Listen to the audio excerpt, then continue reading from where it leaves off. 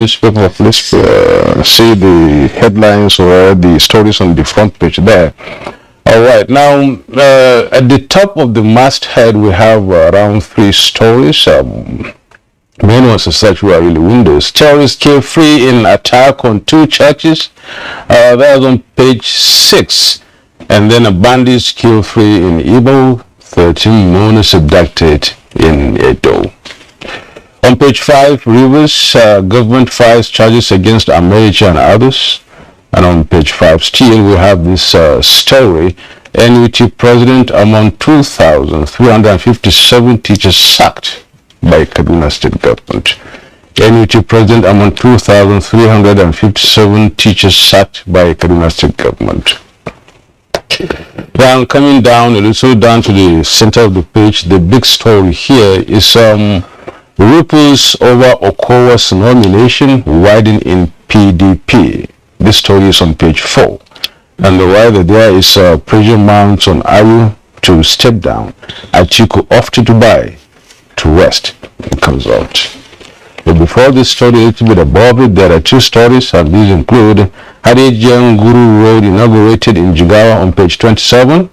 And still on page 27, FCT needs more school zones. Now moving down the page, a huge crowd gives Tinubu Rosen welcome to Lagos with the rider there Uzodinma, Ganduje, Buni, Shetima, others on trip with APC candidate. The photo picture is just that, as you can see, Tinubu there with the broom acknowledging cheers from the crowd. Now moving down a little, Oyebanji promises new Ekiti Dawn. Now new Dawn that is in Ekiti or new Ekiti Dawn, whichever it is.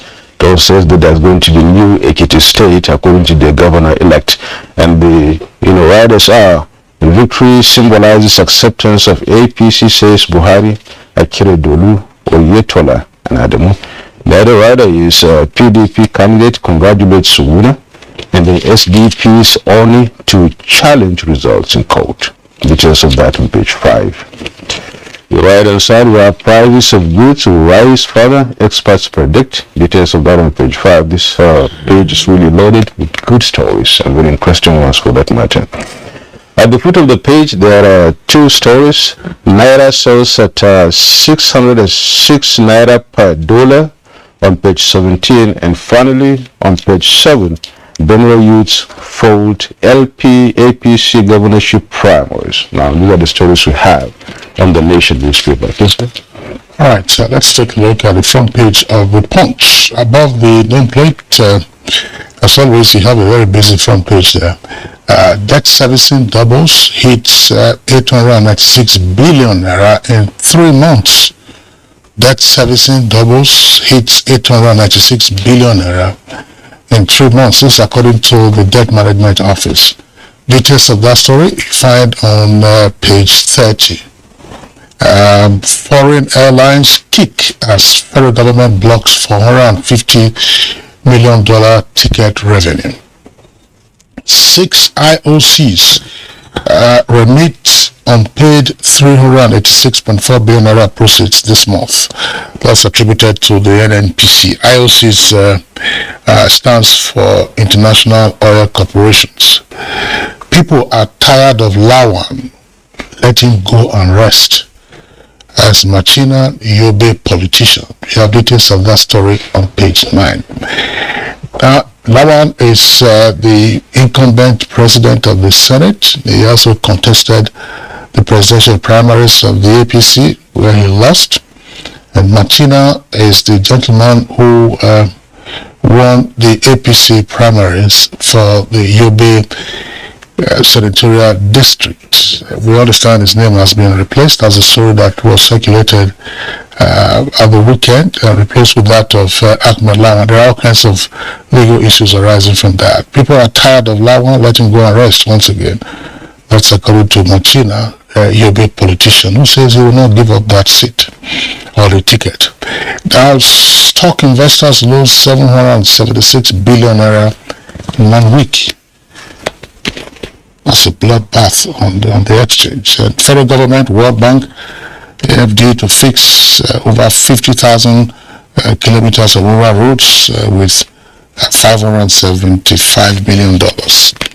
Ekiti governorship election, APC and PDP clash over vote buying, and Onik scamp malls legal action. PDP came distant third and desperate to bring back Reunion's regime, says APC. That's one of the riders. Now, the other one says APC pauperized Nigerians, electorate find it difficult to make rational decisions. That's a claim by the PDP. Election fraught with violence, and we will challenge it at tribunal.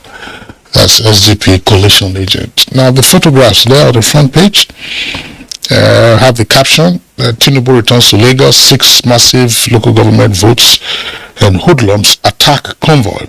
Now, the hoodlums that attacked the convoy yesterday, that was at the palace of the Oba of Lagos at Idugora on Lagos Island.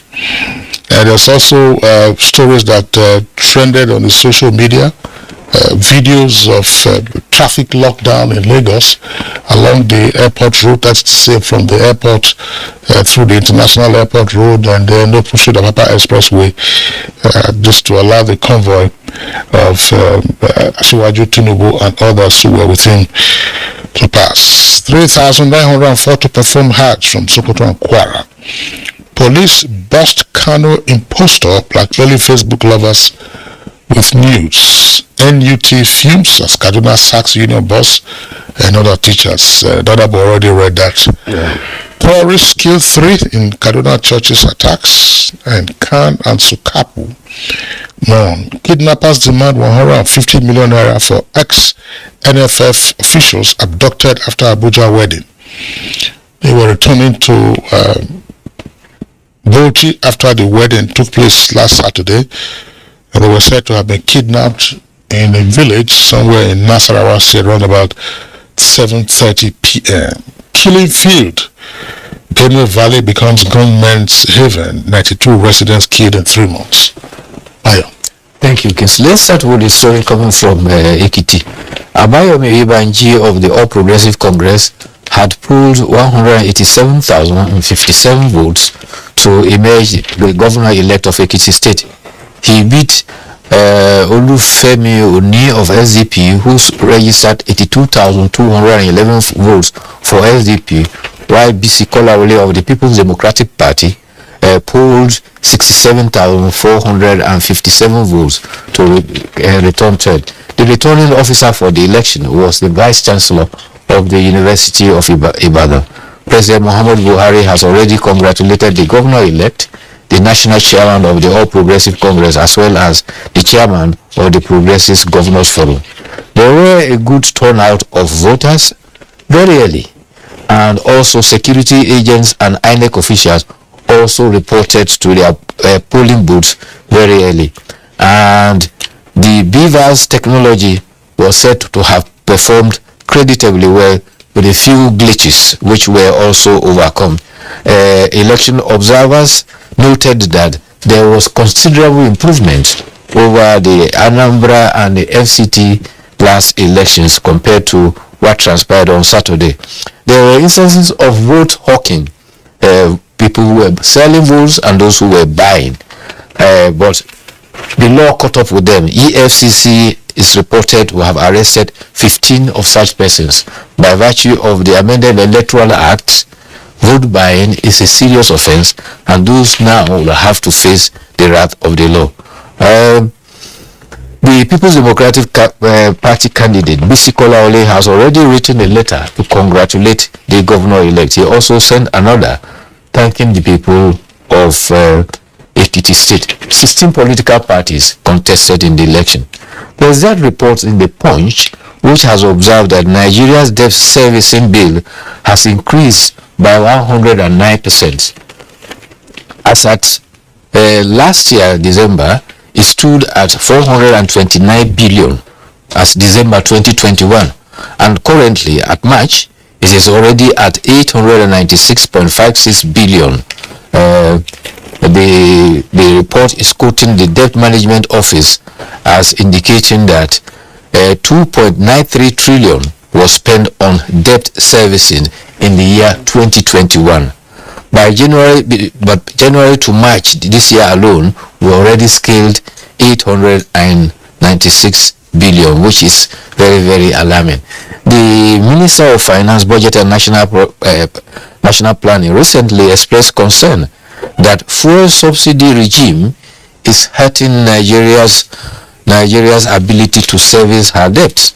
Speaking at a World Bank development program, Zainab Ahmed says that we are struggling with debt servicing. Though revenue is increasing, unfortunately expenditure has also been increasing at a much higher rate. So it is a very difficult situation. The IMF has advised that unless something is done seriously, debt servicing could go up 60% of federal government revenue by the year 2026.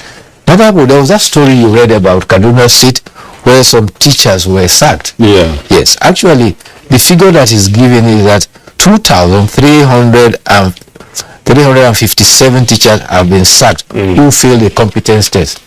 The Kaduna State Suburb had actually conducted a test and 165 teachers failed, but 2,192, including the president of the National Union of National Teachers Union, refused to take the test. So they were deemed as having failed and they stand sacked. Okay. Don't forget that Kaduna State has periodically been doing this testing. You will recall that in 2021 it was 165 of the 27,622 who sat for the test were sacked for poor performance.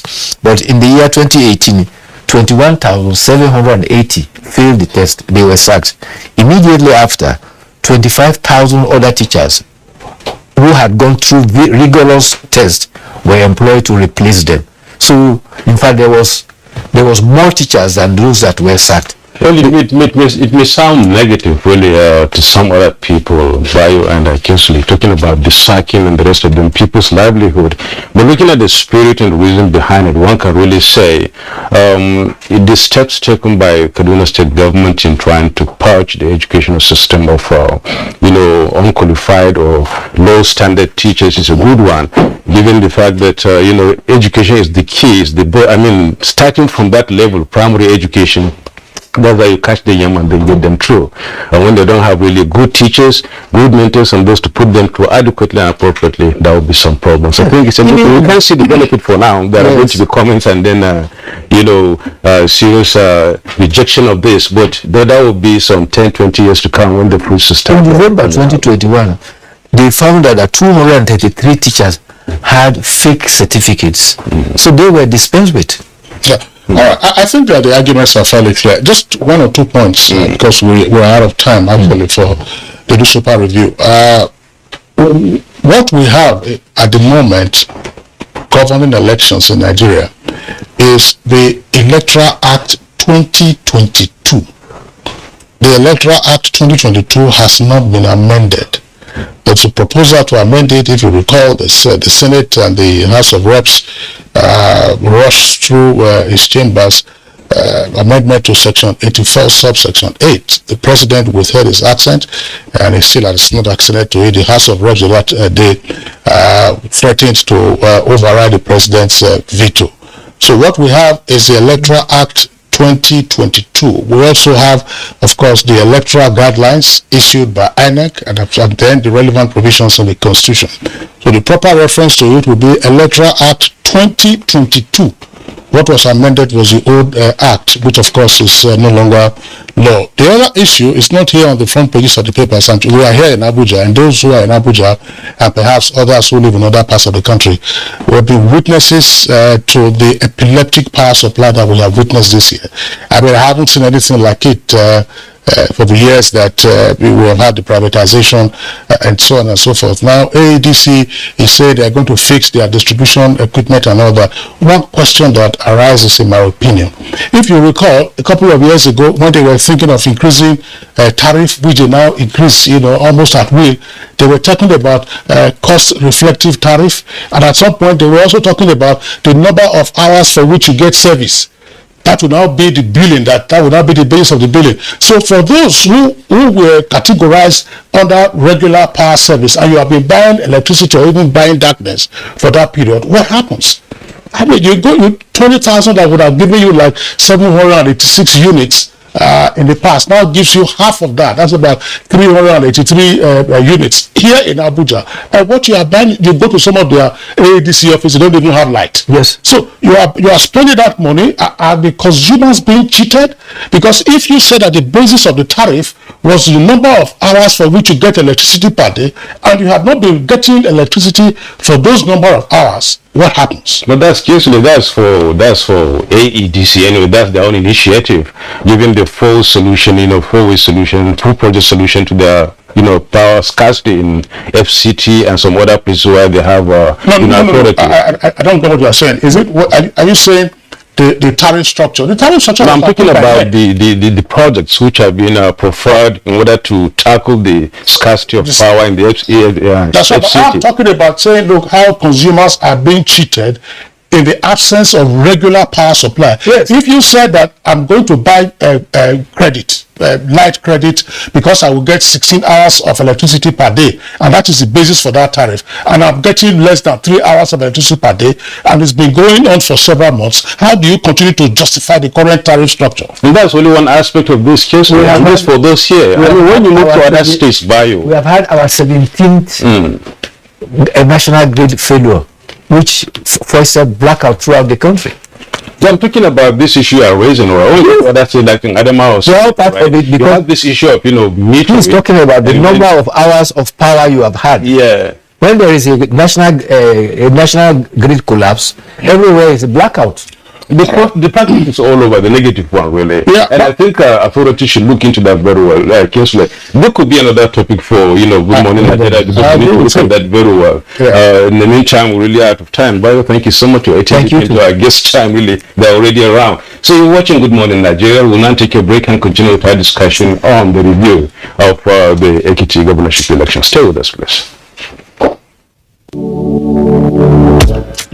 Hello everyone, hope you people have linked your NIN. Don't be like my son Oshegun, who had to wait for his land to be disconnected. Yes, mommy, but I am now reconnected. Yes. I went to Airtel shop, enrolled for my NIN, and re-registered my line. Simple and short, no stress. It didn't end there. Airtel rewarded me with a new bonus of 20,000 naira free airtime and data to access all my social media accounts. If you already have NIN, all you need to do is dial *121# or visit the Airtel website to get linked out. Get on it. Airtel, the smartphone network. You clean your teeth every morning, but that fresh breath feeling just doesn't last. The answer? Easy. You keep your teeth strong and healthy and give your mouth long-lasting fresh breath with new Oral-B 2-in-1 toothpaste. It helps strengthen your teeth and gives you long-lasting fresh breath. So fresh, feel fresh, and feel fresh. Stay strong, stay fresh. New Oral-B toothpaste for strong teeth and long-lasting fresh breath. Do you run a breast or cervical cancer service? Are you a private or public laboratory, clinic or hospital that offer any of breast imaging, cervical cancer screening, HPV vaccination, or other breast or cervical cancer services? Is your service a primary, secondary, or tertiary center located in any part of Nigeria, no matter how remotely located it is? If yes to any of these questions, then subscribe to the OCI Foundation's Save a Breast app and become accessible and visible to millions of Nigerians. It is all for free. To subscribe, just type the Save a Breast application form on Google or go to the OCI Foundation's page on www.ocifoundation.org and search for Save a Breast application form. Complete the form and submit. and let millions of Nigerians patronize you, all for free. Become part of the OCI Foundation's quest to tackle breast and cervical cancers in Nigeria. And join us as we rise by lifting off.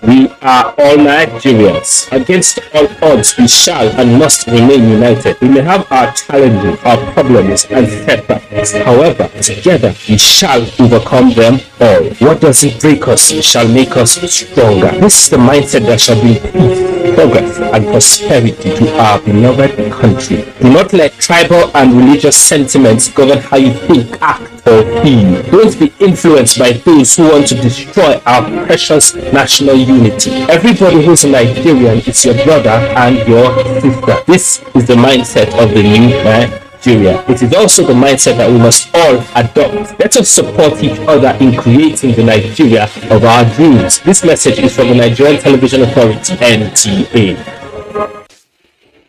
As the 2023 elections draw near, remember, evil prospers when good men and women only wish for peace, but never take a step to make peaceful elections happen. Are you a father? Are you a mother? What are you saying to your children as elections approach? Have you warned them not to let themselves be used to cause violence? Have you explained to them what the consequences of electoral violence might be? Do your part to make peaceful elections happen. Talk to your children. Protect them from unscrupulous politicians who want to put them in harm's way, while their own children are comfortable at home, within and outside the country. Let's join hands to make 2023 elections peaceful. This message is from the National Orientation Agency, NOAA.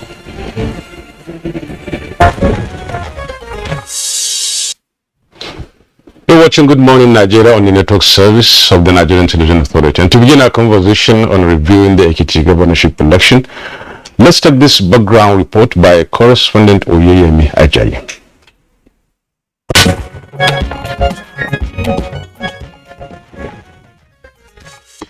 The much anticipated Ekiti State governorship election has come and gone. The off-season election was a litmus test for the Electoral Act 2022 as amended. The election was adjudged by many to be generally free and fair, as accreditation and voting commenced early enough in many parts of the states. Voters came out in their numbers to exercise their franchise, and they also waited for their votes to be counted. It was a keenly contested election for the candidates of the 16 political parties, with months of intense campaigns, but at the end, Biodu Oyebanji of the All Progressives Congress (APC) was declared winner by the Independent National Electoral Commission (INEC).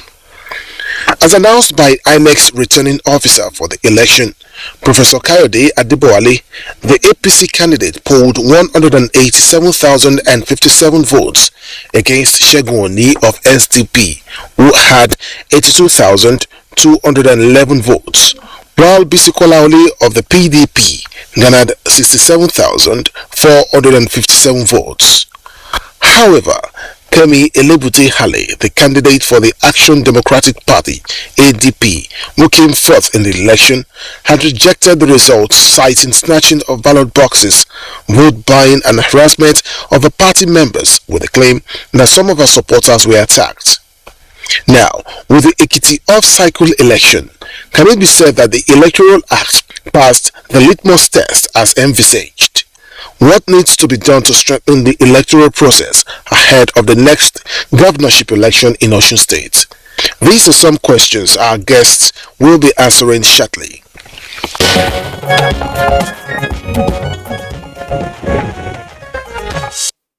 All right, thank you very much, Oyeyemi Ajayi, for that background.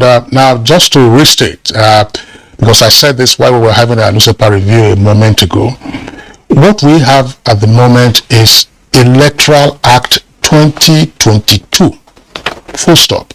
Electoral Act 2022 is not referred to as an amendment or otherwise. So it's not been amended. The process of seeking to amend it hasn't been concluded. So the proper reference is Electoral Act 2022. All right, once again, Oyemi Ajayi, thanks a lot for that background. I was also in the studios to discuss issues arising from the Ekiti governorship election of last Saturday. Let's welcome the Chief Press Secretary to the ANEC Chairman, that's Mr. Rotimi Oyekomi. Rotimi, delight to have you on the program this morning. Thank you for having me. Good morning.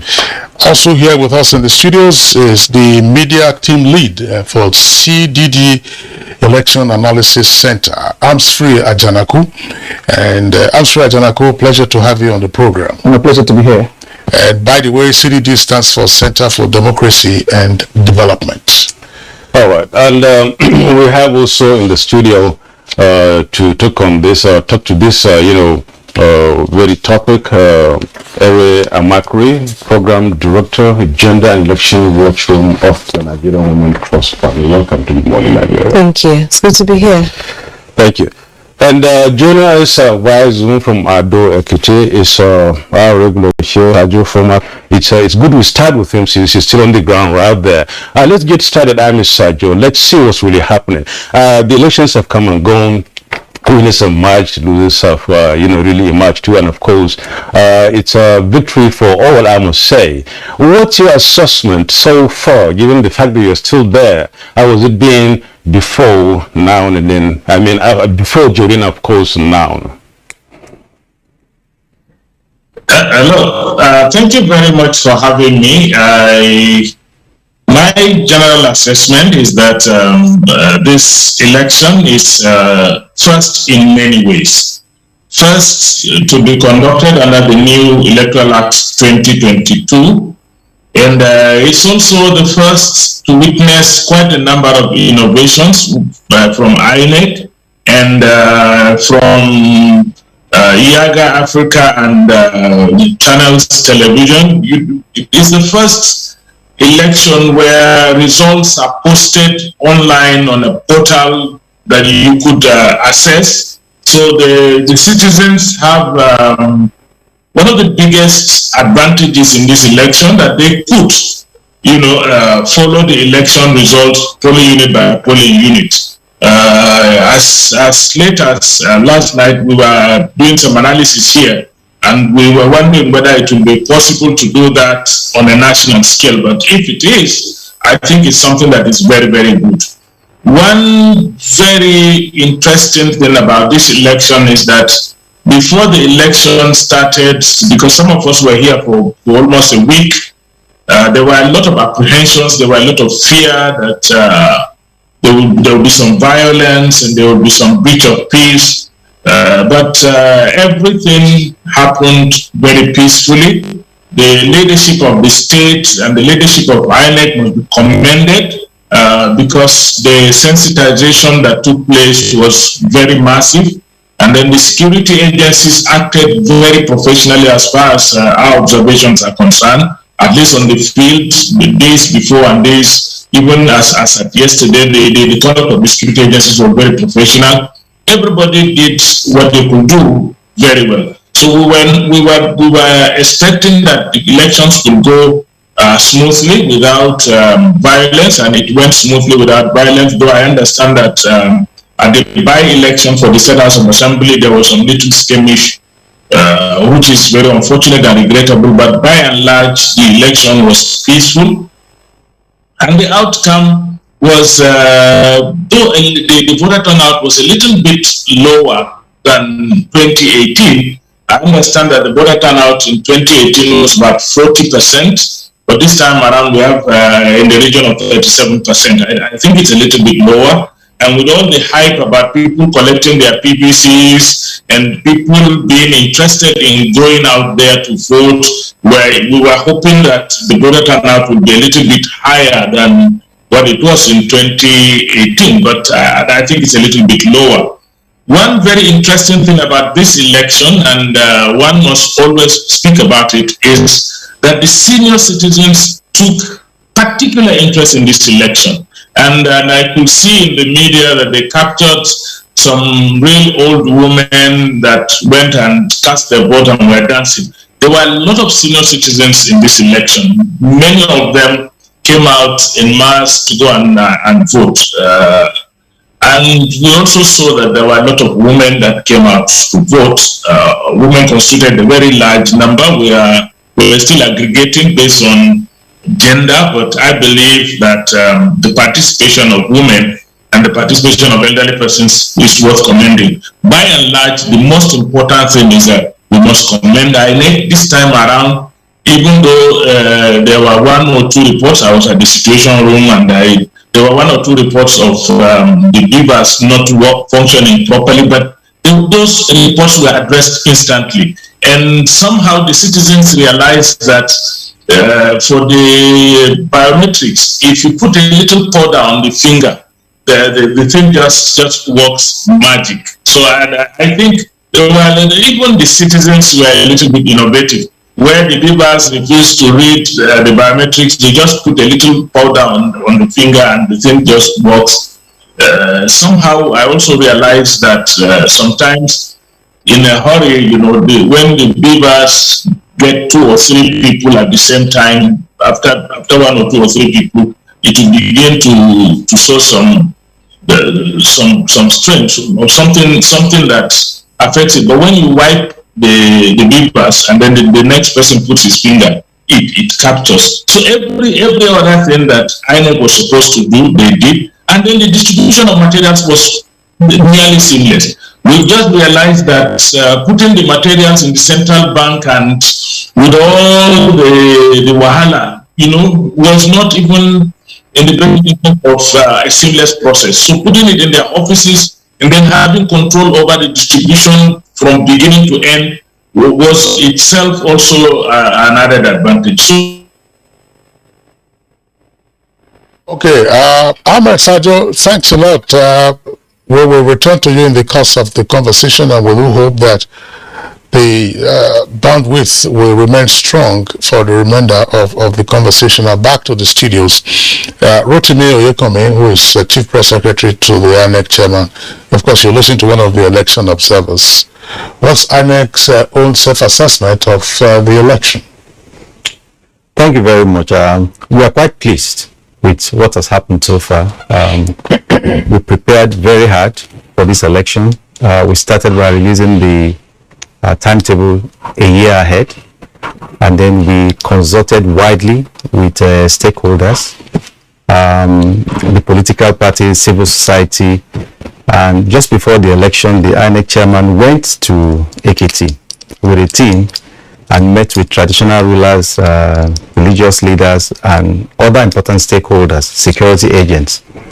And I think that what we saw on Saturday is what we call the amalgamation of cooperation among all stakeholders. And we've always said it, that when stakeholders cooperate with the commission, we will have a seamless exercise like we did on Saturday. And I think that the glory should go to all Nigerians, because this is about them. We trained our ad hoc staff. We made sure they deployed in good time. Most of the polling units were opened between 7:30 and 8, and people came out in their numbers, like the gentleman rightly observed, to cast their ballot. And some of the things we observed, reports, was that in some instances, the elderly people, the fingerprint had some issues, but once they put the beavers on their faces and ask them to smile, the thing will just accredit them. So I think we had a very good experience, but it is not for us to rest on our oars, because we still have Osun governorship election coming up in about a month's time. So we will take the reports of the observers. We will take reports from our field electoral officers and all those who participated, and make sure that we improve in wherever we had glitches or we had some problems for the next election. Well, thank you so much, Rotimi Oyekame. Let's hear from Ansfree or Normal Ajanako. Let's hear from you, and then hear exactly what you saw, as it were, what really happened at Ado-Ekiti. What's your assessment of the election? So from the CDD Analysis Center, Election Analysis Center, we deployed 205 observers in Ekiti State, and we also set up a fake news hub because fake news has a lot of impact on the electoral process. So we were able to track fake news trending on election day and also debunk the fake news to ensure that it doesn't undermine voter confidence on the participation of voter. But beyond that, talking about the successes, we are really thrilled and very impressed with the way technology worked in this election. Because if you look at past election, part of the niggling issue, some of the hitches we always had was the fact that the technology did not live up to the billing. But in this election, we were able to record, for instance, that the average time within which the beavers accredited the voter was between 2.4 minutes and the latest was around 4 minutes. So for us, that was a massive boost, because if the technology delays the process, voters get frustrated, and you may not have that level of enthusiasm you want to see in terms of voters coming out to cast their ballots. But beyond that, the question of voter turnout should also be placed in the proper context, and this is the context of the last governorship election in Anambra, where the voter turnout was around 10.27%.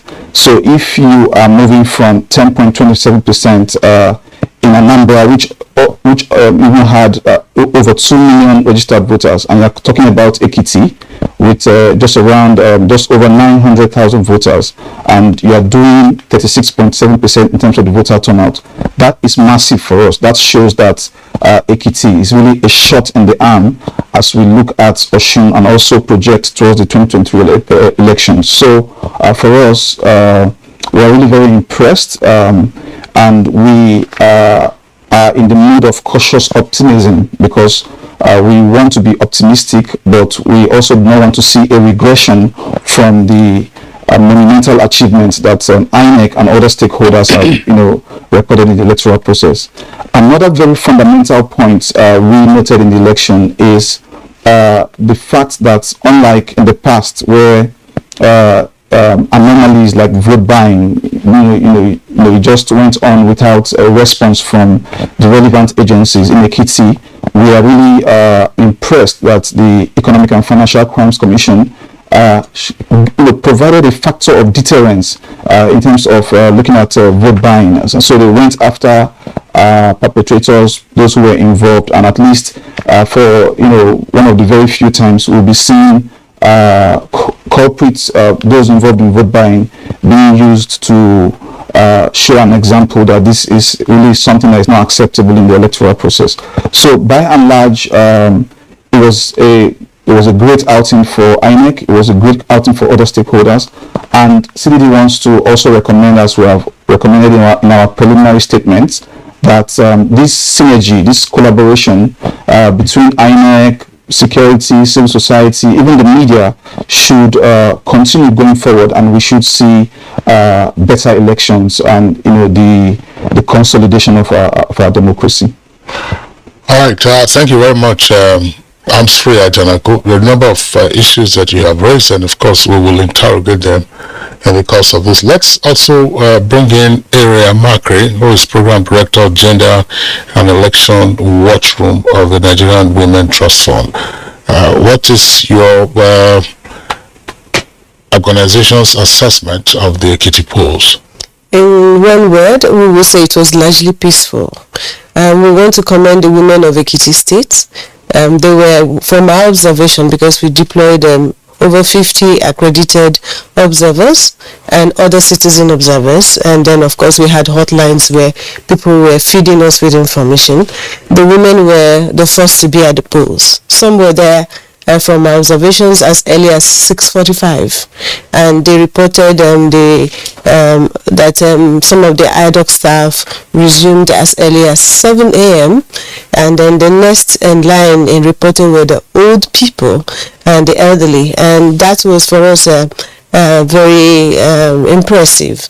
And then the other observation we had was that in most of the polling units, priority lines were created for those with special needs, the elderly, the nursing mothers, the expectant mothers, and persons with disability.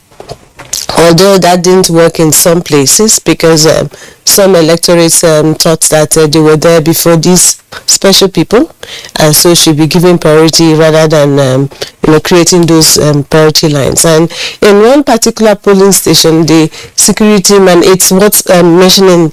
This example is not mentioning because the police officer actually gave priority to a nursing father. So and he said to us, the voter education, the sensitization we're getting from all parties involved in the process has made us realize that we need to take cognizance of those with special needs. For us, that was a very useful behavior which needs to be commended. Before the election, we observed that materials were deployed timely, in a very timely manner by INEC. So kudos to INEC on that. And then there were some